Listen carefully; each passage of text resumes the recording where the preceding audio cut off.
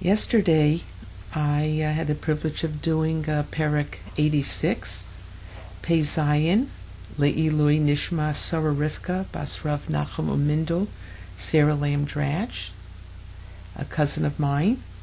And now I have the privilege of presenting the next Psalm, 87.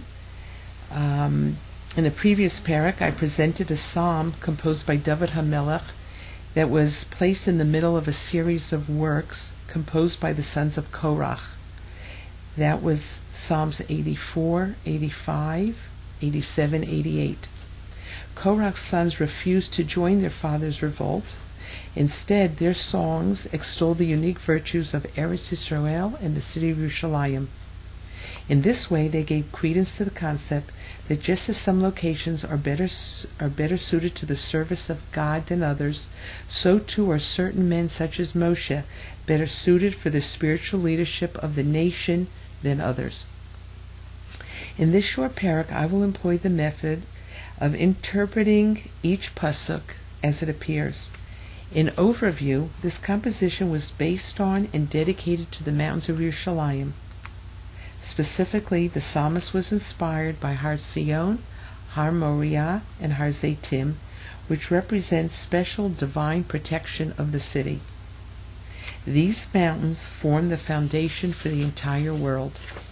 According to the Midrash, Judaism is founded on two holy mountains, Har Sinai and Har Moriah.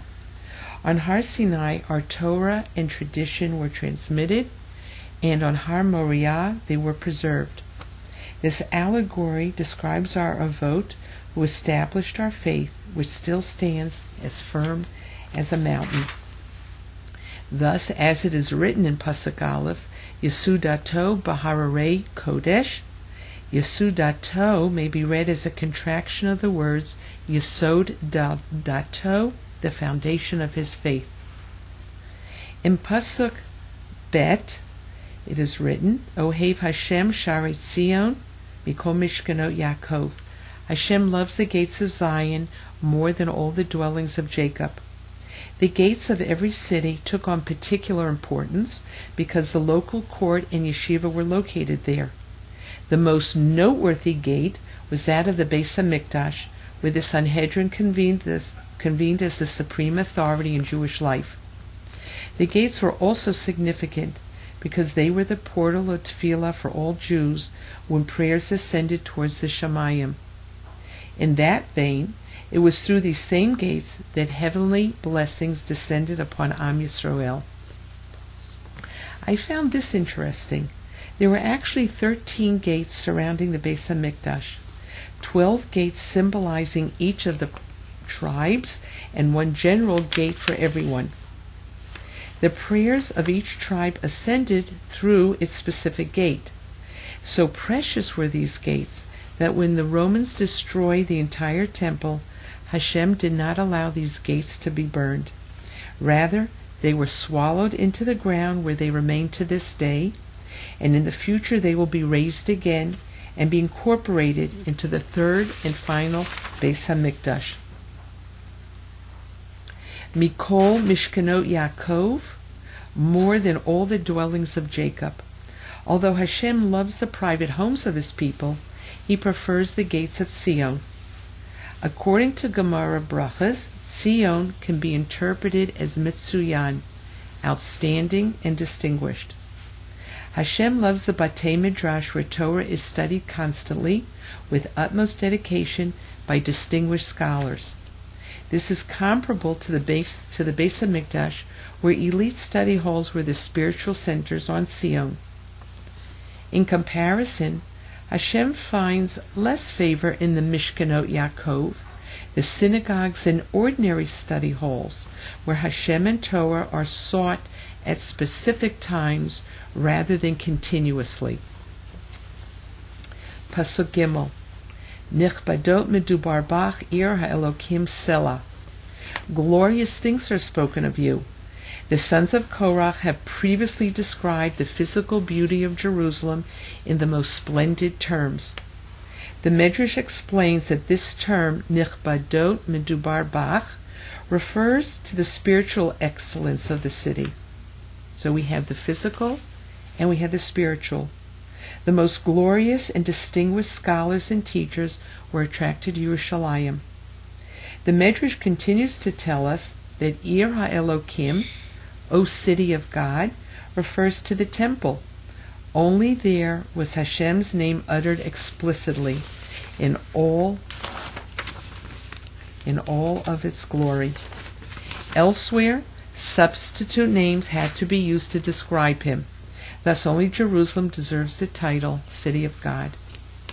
Pasuk Daled, Azkir Rahav uBavel liyodai.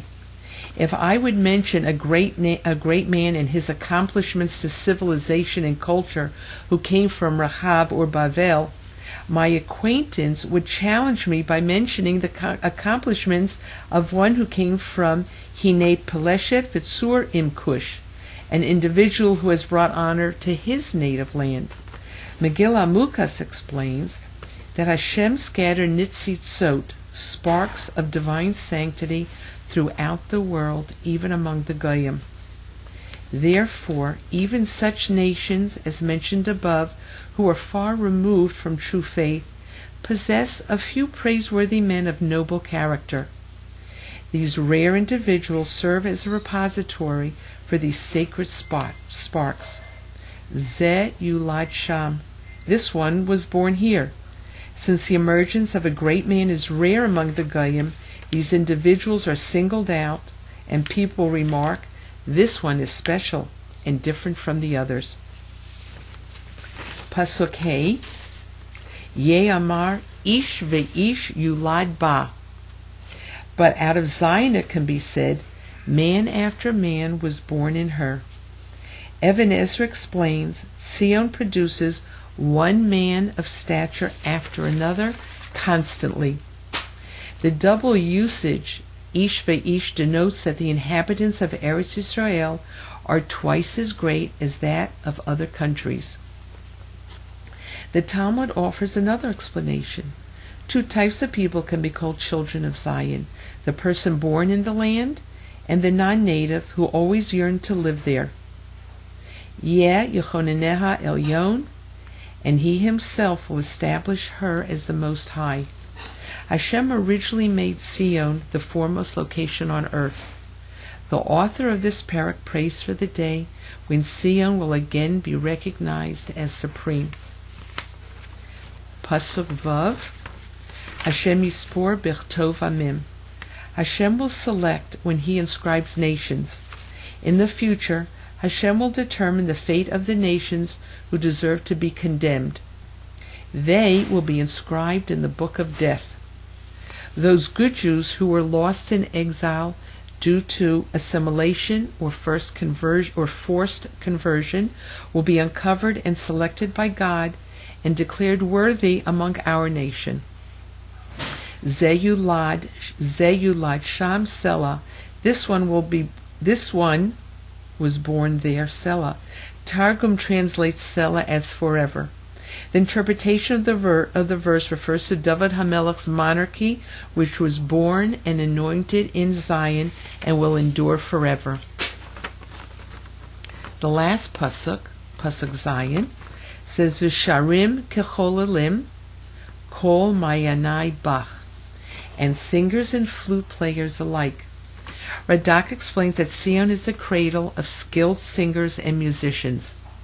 These are all destined to sing praises when Jerusalem returns to its glory. At that time, people will be so inspired to sing of God's praises that the number of singers will be equal to the number of the instrumentalists. The uniqueness is that traditionally an orchestra is many, and it accompanies only one or several vocalists. Lastly, all my essence is in you, Kol Mayanai Bach. Even Ezra and Radak suggest that this word is related to Ma'ayan, a wellspring. This implies that our hearts constantly overflow with song and music to you, Hashem. Just as the fountain constantly spouts fresh water, so too Israel constantly transmits new songs of praise to Hashem. So too this typified Sarah, whose love of song was well known among her many family and friends.